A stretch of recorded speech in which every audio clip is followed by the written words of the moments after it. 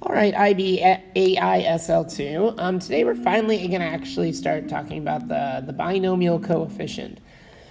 So the way this works is that, well, first I'm going to show you guys why you would ever need it.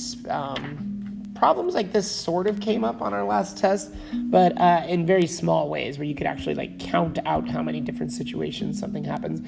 But at a certain point, it gets really large, to figure out how many ways certain things happen. The first example is if a family has 6 kids, how many ways can they have exactly 2 boys? So if you think like, okay, if they exactly 2 boys, like it could be the first 2 kids are boys, and then girl, girl, girl, girl. But then it could be the first one's a boy, the second one's a girl, then boy, girl, girl, girl. And then you can kind of picture like taking this B and like shifting it over by 1. So like it started right here, so we could go boy, girl, girl, boy, girl, girl. And then you can shift that over again. Oops, not that one, but you can shift it over again and go boy, girl, girl, girl, boy, girl. And then once that gets to the end of the row, you could start shifting like the boy over, but the first boy over.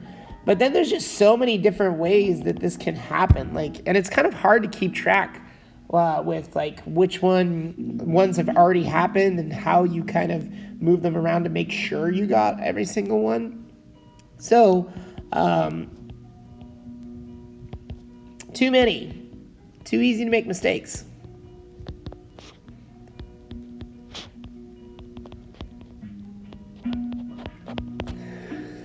So to be able to figure out this question of how many different ways that they can have 2 boys and the 6 kids, it has to do with something called Pascal's triangle. Now, if you've never seen Pascal's triangle before, the way it works is you always take these 2 numbers and add them together to form a middle number, and then you put fresh ones on the outside. Then you take these 2 numbers to make 3 and 3, you add them together and put fresh ones on the outside, and you keep doing this. So here you get 1, 4, 6, 4, 1, 1, 5, 10, 10, 5, 1, 1, 6, 15, 20, 15, 6, 1. You could keep going like this. I mean, it's kind of fun, but yeah. You can go on forever with this. Now, there's a lot of cool properties of Pascal's triangle, but really, the thing that we're going to use it for is that each of these numbers represents a choose situation. So, like, how does the book put it? A NCR, a CNR. So, if you want to figure out, back to this problem, how many ways that a couple or a family can have 6 kids and exactly 2 of them are boys, this is going to be a 6 choose 2. Now, there's a way to do choose on your calculator, which I'm going to show you guys. But before I get there, I'm going to show you the formula for how to find those. So the formula for C choose NR is n factorial over r factorial times n minus r factorial. Now, if you've never seen factorial before, an example of like 5 factorial is 5 times 4 times 3 times 2 times 1. So an example for you guys of let's do, well, I guess we were doing 6 choose 2, so let's do 6 choose 2. So another example of 6 choose 2, this would be, according to the formula, 6 factorial over 2 factorial times 6 minus 2 factorial. So on top, we get 6 times 5 times 4 times 3 times 2 times 1. And then on the bottom, we get 2 times 1, and then 6 minus 2 is 4, and 4 factorial is 4 times 3 times 2 times 1.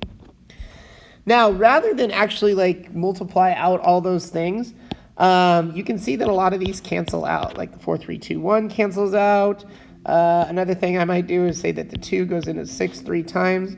So we get 3 times 5 on the top and just a 1 on the bottom. So this whole thing is 15. That means that there was 15 different ways the couple could have 2 kids, or 2 boys and 4 girls. The way you do an NCR on a calculator is hit Math,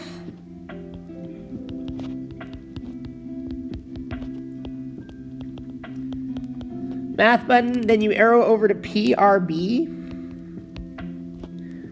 and then it's number 3. And it looks like this, NCR. So the way that works is that you would do 6 NCR 2, and then get, what do we say, 15 out of it.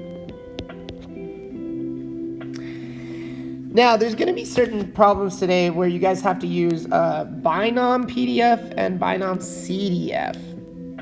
In fact, we're going to do all these calculator-based today. The way you find those is with the distribution button. It's above the vars button, so you hit second and then vars, and that gets you to your distr button.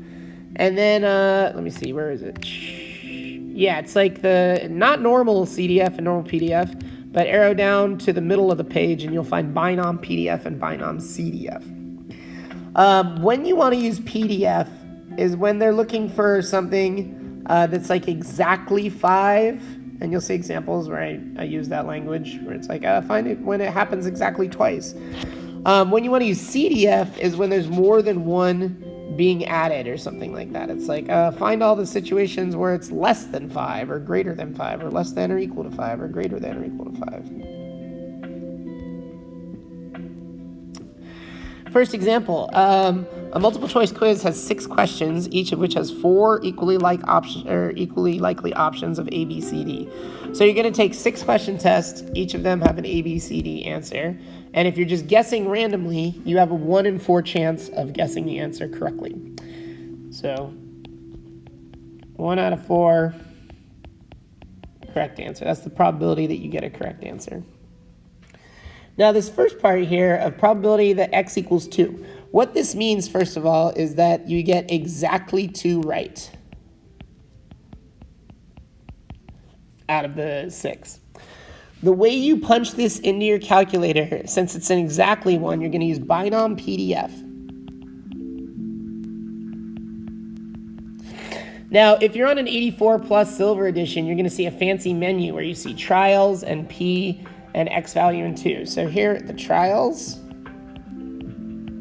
is going to be 6 because there's 6 questions. And then the P value is your probability, which is 1 out of 4. And then your X value is how many you're looking for. So that's 2. Notice that this part matches up with this part. The probability goes here. And then the fact that there was 6 questions, that goes here. So when you run that in your calculator will spit out this answer. Where'd it go? 0.297. So it's a 0.297 that you get exactly 2 problems right. The beauty of this calculator process is that you don't have to worry about how many different combinations there are of like getting the first and the second question right, or the second and the third, or the fourth and the fifth, or the first and the third, or the first and the fourth. It takes care of that for you. So you don't have to think about how many different ways it happens. The second one, probability that x is less than or equal to 2, this is going to be a Binom CDF question. Remember, you use the CDF when it's like a less than or a greater than or something. Here, the trials are still going to be 6.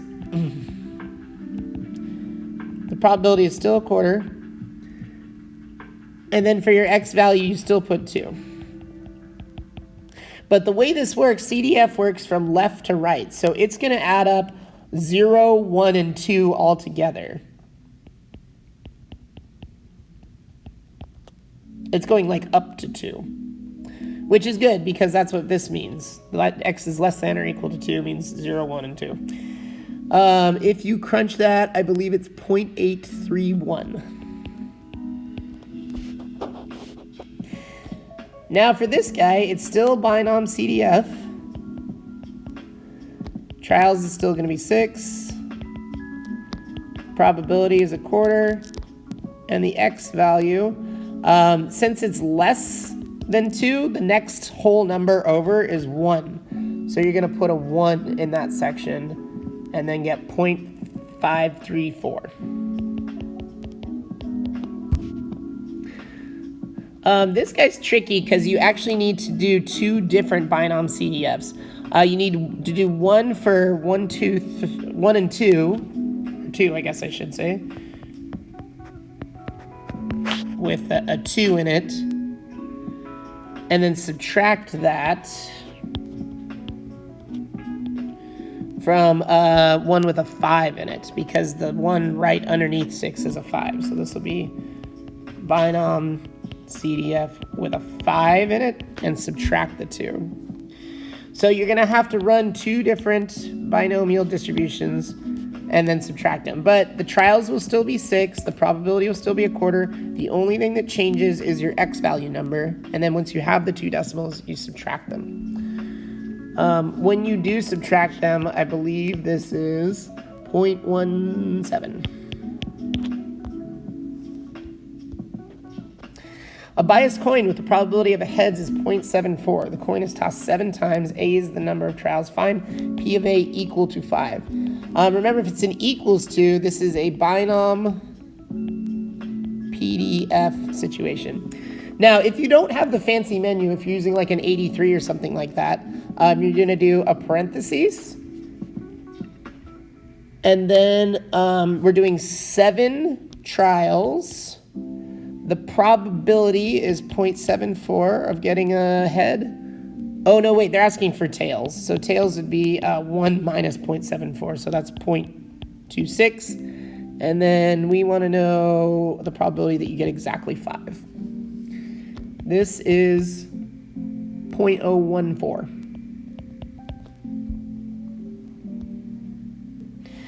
A bag has 10 red dice, 1 blue die, and 7 yellow dice. A dice is pulled and replaced 12 times. C is the number of yellow dice. Find the probability that you get less than or equal to 6. So, if we're doing this dice problem, we got 12 trials. Well, first of all, it's going to be a CDF because it's a less than or equal to. We're doing 12 trials. The probability of pulling a yellow die is 7 out of 18. So we're going to put 7/18 here. And then we want to know that it's less than or equal to 6. So we'll put a 6 there. Hit enter. And this is about 0.861. Last problem. In a family of 6 children, find the probability there are exactly 3 girls. So the exactly means we're doing a PDF. So you do binom PDF. There's going to be 6 kids. The probability of getting a girl is 1/2. And we're looking for 3. So hit second dister binom PDF. Sorry. Second dister. Oh, I have the answer, sorry. And that is 0.0625. I apologize for the rush at the end. Please ask me questions in class, you guys. Bye.